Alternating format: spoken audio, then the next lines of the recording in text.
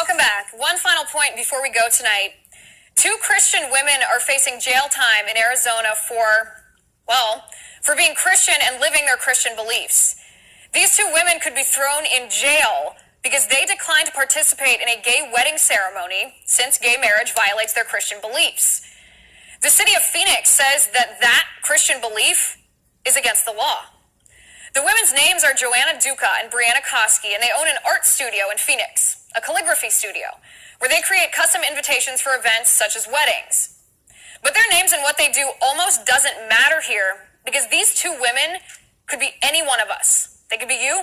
They could be me. They could be any one of the 173 million Christian adults living in our country, in the United States. Christians who are now under attack by the government for living their Christian faith. The law in the city of Phoenix that could send these women to jail is called an anti-discrimination ordinance. And it says business owners can't discriminate against gay people. And that's all good and well, but that's not what's happening with these 2 women. Nobody is turning gay people away from the store for being gay. A gay man did not walk into the shop and the owner said, "Oh, sorry, sir, you can't buy anything here because we hate your sexual orientation." Not at all. In fact, the owners of the studio say they're happy to serve gay customers, and gay customers can buy anything in their store. But it's a very, very different thing for the government to force these women to participate in a gay wedding since gay marriage violates their Christian beliefs. That's what's at stake here. These women use their talents and their skills to create artwork, expression in the form of these invitations, and they don't want to use their artwork to celebrate something that is against their religion. That has nothing to do with discriminating against a gay person for being gay.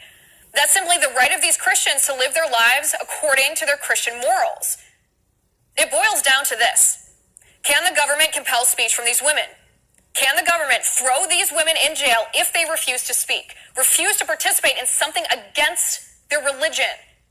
Can the government throw these women in jail for being Christian?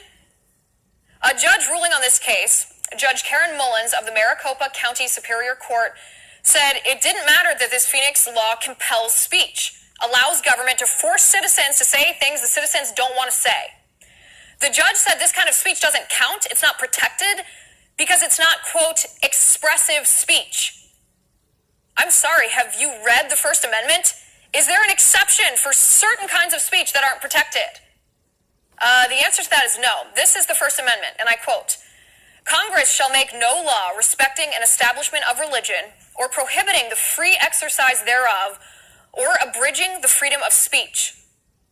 Our Constitution doesn't say no abridging of expressive speech. It says no abridging the freedom of speech. But that's what's happening to these women in Arizona. That's what's happening to these Christian women because they're Christian. And it could happen to the rest of us next, unless we call it out and put a stop to it. And that is my final point. You can reach me on Twitter at Liz_Wheeler. If you liked the show, please send me an email at oann.com/contact. In the meantime, catch us here tomorrow at 9 p.m. Eastern. And until then, have a good night. That's disturbing.